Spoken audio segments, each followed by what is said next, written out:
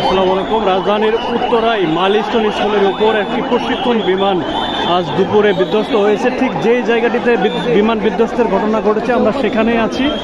এই milestone school, আপনারা signboard দেখতে পাচ্ছেন মাইলস্টোন স্কুল। এখান থেকে শুরু করে এই বিল্ডিংগুলো আসলে মাইলস্টোন স্কুলের, এবং এই যে টিনের ছাউনিওয়ালা যে ঘরটি দেখা যাচ্ছে তার পরেই বিমান বিধ্বস্তর ঘটনা ঘটেছে। এখন পর্যন্ত আসলে বেশ কয়েকজনের নিহতের ঘটনা সংবাদ পাওয়া যাচ্ছে। বাচ্চারা সেখানে ক্লাস করছিলেন, ছোট বাচ্চারা সেখানে ক্লাস করছিলেন। ঠিক সেই মুহূর্তে একটি প্রশিক্ষণ বিমান সেই স্কুলের উপরে বিধ্বস্ত হয়। উত্তরার দিয়াবাড়িতে যে মাইলস্টোন স্কুলের যে শাখাটি অবস্থিত সেখানে আসলে এই বিমান বিধ্বস্তের ঘটনা ঘটেছে। সারা দেশ এটা নিয়ে, এই বিষয়টি নিয়ে আসলে শোকাহত। বাচ্চারা ক্লাস করছিলেন, অনেক সংখ্যক বাচ্চারা এখানে এই জায়গাটিতে ক্লাস করছিলেন, এবং আমার প্রত্যক্ষদর্শীদের সঙ্গে কথা বলে যেমনটি জানতে পেরেছি 3টি বিমান একসঙ্গে উঠছিল, এবং একটি বিমান ফিরে আসার পথে আসলে বিধ্বস্ত হয়ে স্কুলের উপরে আসলে আশ্রে পড়ে, যেখানটিতে ছোট বাচ্চারা আসলে এই স্কুলটিতে সেই সময়ে অবস্থান করছিল, ক্লাস করছিল।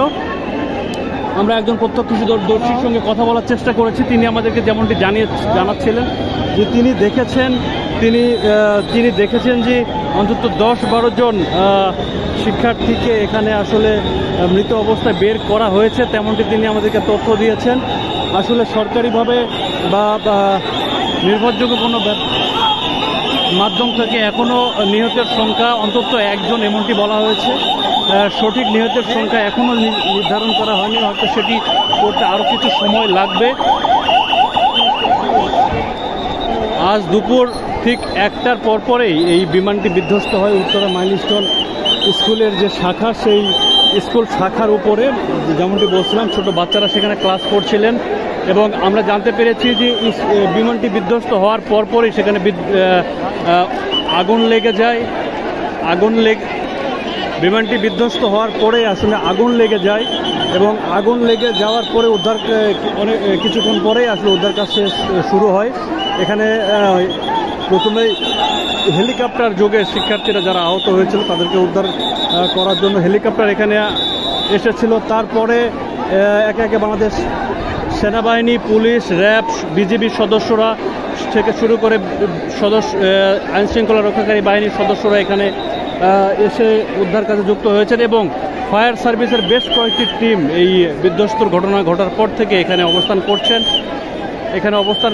এবং একটি বিষয় উল্লেখ্য যে উৎসুক জনতা, শত উৎসুক জনতা এই অঞ্চলটিতে এসে আসলে জড়ো হয়েছেন। উৎসুক জনতাকে সামলাতেই বা রাস্তা পরিষ্কার করতে, যেই রাস্তা দিয়ে অ্যাম্বুলেন্স বা উদ্ধারকারীর দল এসে পৌঁছবে ঘটনাস্থলে, সেই রাস্তা পরিষ্কার রাখতে আসলে উৎসুক জনতার হাত থেকে এই রাস্তা পরিষ্কার রাখতে হিমশিম খেতে হচ্ছে। এই কাজে যুক্ত হয়েছে বাংলাদেশ সেনাবাহিনীর সঙ্গে পুলিশ, এবং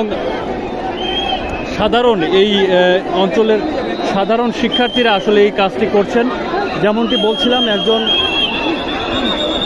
বলছিলাম যে এই জায়গাটিতে আসলে বিমানটি বিধ্বস্ত হয়েছে। এখানকার ধ্বংসবিশেষ এখানে এখনও আছে। উদ্ধার কাজ যেন ব্যাহত না হয় সেজন্য আসলে ওই জায়গাটিতে যেতে বাধা দেওয়া হচ্ছে।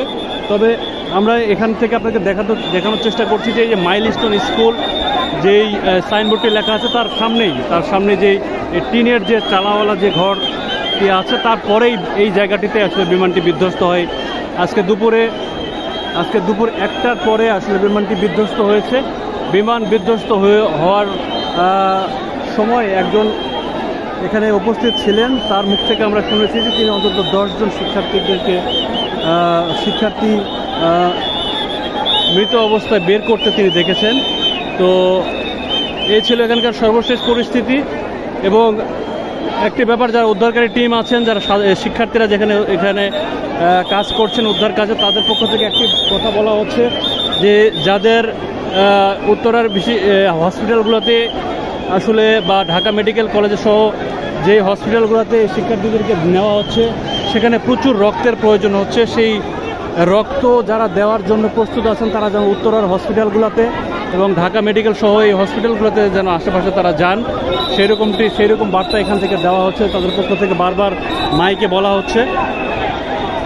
এখানকার সর্বশেষ পরিস্থিতি ছিল এটি। আমরা আবারও যুক্ত হব।